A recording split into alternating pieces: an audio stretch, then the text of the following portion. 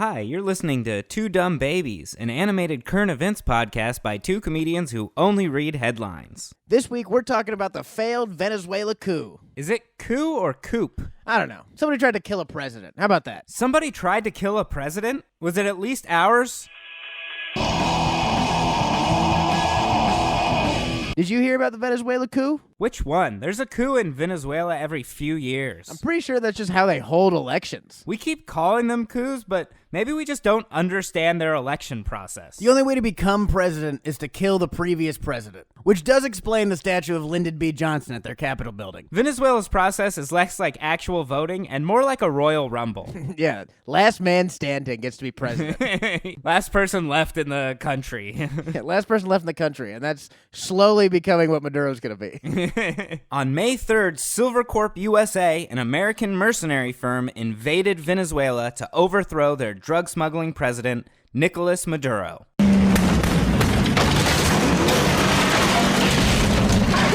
Boom! USA! No. That was Bad Boys 2. It looked more like this.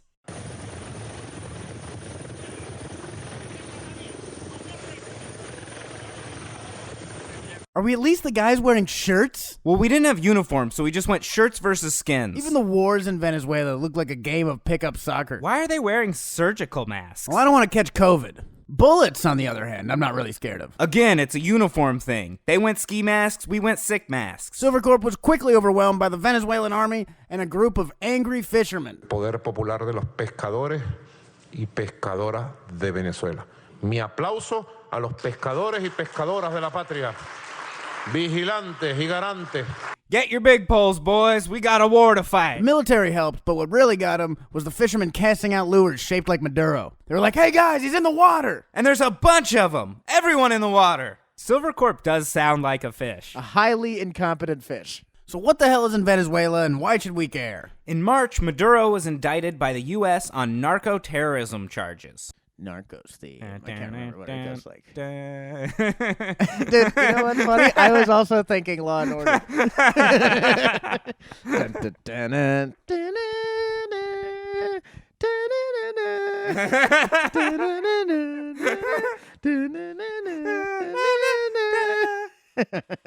Narcos.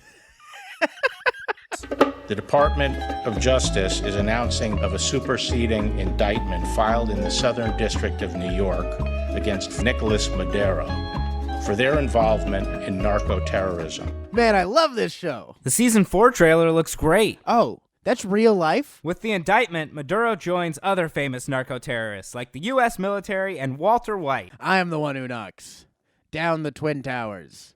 That's Walter White as a regular terrorist. Maduro was indicted for selling weapons to Colombian paramilitary group, the FARC. In exchange for Colombian gold. Cocaine, baby. He saw Reagan do it and was like, why can't I? His plan was to then use it as a weapon against the United States by flooding the country with cocaine. Decimating our economy with thousands of new t-shirt companies. If you wanted to hurt the United States economy with drugs, you should burn down the opium fields in Afghanistan. With the indictment, the U.S. has put a $15 million bounty out for the arrest of Maduro. Dwarfing our bounty of $60 for Maduro. So, sorry, everybody. I didn't know you could still put bounties out on people. Especially other countries' leaders. Like, I thought it was just bandits, not like presidents. Like, do you think they put an Amber Alert out for capturing Maduro? Like, hey, somebody capture Maduro. If Amber Alerts came with bounties, I bet more people would go after those Amber Alerts. Holy shit, that's a good idea. Hey, $200 if you find a red sedan going southbound on the I-15. Especially right now. I just got an Amber Alert the other day. Everyone needs work. How are bounty hunters? How has that not come back as a job in the fucking plague time? You know what I mean? It probably is. Man, I need a gun for work. For work. Yeah. No, I need it today. Yeah, I need it today. Sorry, I got to go track down a man in the Indian country. You're like, hey, if you didn't know, America is all Indian country. I don't know if you've heard, Eric. This is pretty much entirely a good one. Yeah, we gave him land. We're like, here, the soil was too hard to dig into. Hey, you know that land you gave us? We don't like it, so we're going to have yours instead. Is that cool? They're like, no. And they're like, well, it's too late. You should have said something sooner. Yeah. We moved in. Sorry. Yeah, really, this was like a time restraint thing. We would have waited if you just told us. You just told us you needed a few more weeks to think about it. $15 million. We'll probably get some of the best after him, right? Well, I guess there's no credentials for wanting money. This is SilverCorp CEO and founder Jordan Goudreau. Jordan Goudreau is an ex-Marine... Marine gay. An ex-Marine gay. This is like drunk history now. Yeah. An ex-Green Day commando. He walked that lonely road. He woke up when September ended. He is the American idiot. That part's actually super correct. Actually right. Very accurate. He said a big inspiration for him was Blackwater. You might remember Blackwater from their appearances at The Hague and other war crimes courts. It's like, yeah, I want to start a company like that disgraced one who murdered all those civilians in the Middle East. Did they at least get away with it? Oh, no. It's like, I want to be a great leader, like George W. Bush. There's got to be some other leaders you can think of. Nope. Now, mercenary firms are illegal, so it's important that the wording on your website is as vague as possible. They claim to be effective in crisis leadership. Like, hey, you need a crisis? We start them like nobody else. You haven't seen a crisis until you've seen a SilverCorp crisis. Let us turn your national crisis into an international crisis. You thought the Bay of Pigs was bad. They have a quote at the bottom of their website that says, "The strongest people are not those who show strength in front of us, but those who win battles we know nothing about." That's a quote from Jonathan Harnish, published erotica author. Mercenaries are fans of anyone that uses their fists. There's not that big a difference between torture and BDSM. 50 Shades of Grey is a Black Ops handbook. Hasn't he ever heard of Tom Clancy? Or perhaps a general? Here's the promo video from SilverCorp USA's website. Is this a travel blog or a mercenary group? This looks like the coolest gay conversion camp I've ever seen. Definitely doesn't look like a security firm. At best, it looks like a military fantasy camp. The only thing this video is missing is him holding the hand of whoever's filming, like in an Instagram video. He's also the only employee in the video. Why is he walking on a beach with a dog at the end? Is it like the president's dog? After the Parkland shooting, Goudreau had a business idea, which should have been a red flag right there. Goudreau followed the same line of thinking as the guy who made merch after 9/11. His idea was to disguise armed soldiers as teachers to stop school shootings. The kids are going to notice a bunch of ex-commandos walking around. They're going to be like, hey, why do we have 40 PE teachers now? It sounds like you're just describing boot camp. The parents of the students would all pay for it, all for the low price of $8.99 a month. Goudreau said, the beauty of it is it's all for the price of a Netflix subscription. So it's really hard to argue with me about, well, it costs too much. You can't tell me that. You can't tell me it's too expensive. You can only tell me that it's a stupid idea. That's the only argument that's valid. I don't know a good idea, but I do know a good value. Goudreau said about the program, the children wouldn't know who his guys are or that they're armed. Which is good. Never let children have the strategic upper hand. That's one of Blackwater's most important tenets. Goudreau envisioned a potential situation like this. He's just a cool shop teacher. Hey, what's up, fellas? I go sit down with the kid who's alone playing Dungeons & Dragons, and I just try to see whether there's any problems. So he's just going to go profile kids he thinks are nerds? I think you need friends to play D&D. He's just imagining the kids he bullied in high school. Yeah, he's like, maybe, he's playing Dungeons & Dragons. Maybe his name is Lou Looper, and everyone calls him Lou Loser. Especially me. Mostly me. We'll come in and talk to these kids and see what's wrong. Are you talking about therapists? Yeah, but like with guns. They're interviewing the kids. You're like, yeah, sometimes, I just feel like I'm not really seen by the other students. And the commando's like, that makes you angry, huh? That would make me angry. You should be angry. Here, try this gun. I kept this well hidden from all the other kids. They'll never know. The school board, those idiots don't even know it's here. I had the parents pay for it. Aren't guns we don't know about the problem with school shootings? What we're going to do is introduce the school to a lot more guns. Weapons trainings. He took that whole, we shouldn't arm teachers. Teachers don't know how to use guns to, what if we put in people who know how to use guns as teachers? Yes. What if we made teachers soldiers and just got done away with teachers altogether? The kids won't learn anything, but they'll be safe.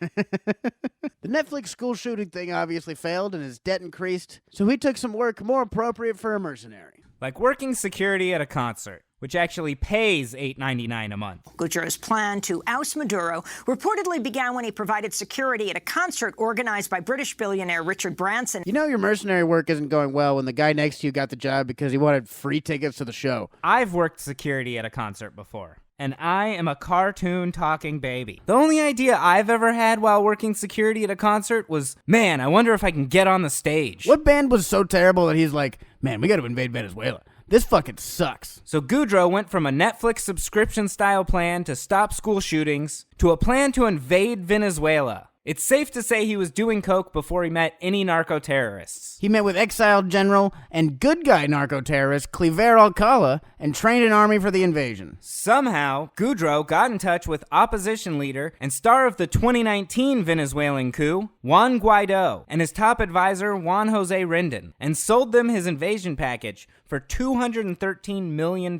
Which honestly, pretty fair for usurping a government. Seems kind of low. How is it cheaper to overthrow a real government than it is to make a movie about it? I feel like the 13 was tacked on too to make it sound like he actually figured out the numbers and it's not random. No, the 13 was bartered for. He's like, I'll give you 200 million. And Goudreau's like, how about 250? And they're like, 210. And they got to 213. That was negotiations. Yeah, like Pawn Stars style. See, if I take 200 million, I'm not going to make any money on the uprising. So it's really the most important part of the uprising to me. Yeah, it's the flip. I got to be able to flip this government for what it's worth. This is where things start to go bad. That's right, almost immediately. Goudreau was unable to show proof of his army, and Rendon pulled out. Then Alcala, being a narco-terrorist, is arrested in the U.S. for narco-terrorism. It turns out nobody has money for weapons in Venezuela, but everyone has cocaine. Then, shortly before the attack, Colombian police seized $150,000 worth of weapons. And finally, on May 1st, the Associated Press publishes an article detailing the plan to overthrow Maduro. Now leaderless, weaponless, and without any funding or the element of surprise, on May 3rd, Goudreau says fuck it and goes for it anyway. Charging in on anything that floats. SilverCorp is stopped almost immediately by anyone who was there, leaving 8 dead and 13 arrested. Raising the minimum of what counts as an army to at least 22 people. That was less of an army and more of a rugby team. Now,